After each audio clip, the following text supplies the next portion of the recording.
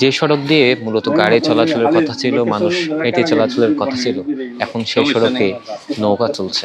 এটি চকরিয়ার একটি এলাকা, মাতামুহুরীর ঠিক পাশেই।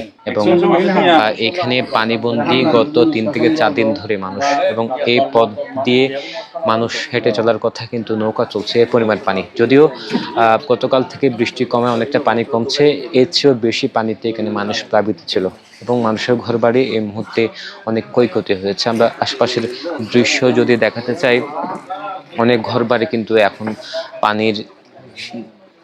পানিতে প্রায় ডুবে গেছে। এর আগে পানির উচ্চতা আরো বেশি ছিল, মূলত মাতামুহুরীর ঠিক পাশে হওয়ায় নদীতে পানির উচ্চতা বাড়ায় মূলত আশপাশের যে এলাকায় সেগুলো প্লাবিত হয়েছে। আমরা যেমনটি জেনেছি, এখানে এখনো পর্যন্ত কোনো ধরনের সরকারি সহায়তা আসেনি। আমরা এখানকার কয়েকজনের সাথে কথা বলে মূলত কেমন অবস্থায় কাটছে তাদের দিন, এটি জানবো। সবাই হাজার হাজার মানুষ পানিবন্দী।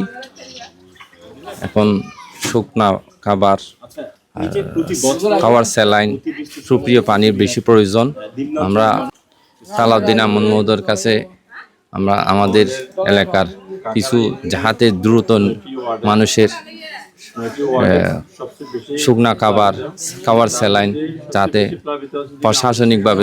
প্রশাসনের মাধ্যমে পৌঁছে দেওয়ার জন্য আবেদন। আমাদের এলাকার জন্য প্রশাসনিকভাবে কোনো সহযোগিতা আসে নাই।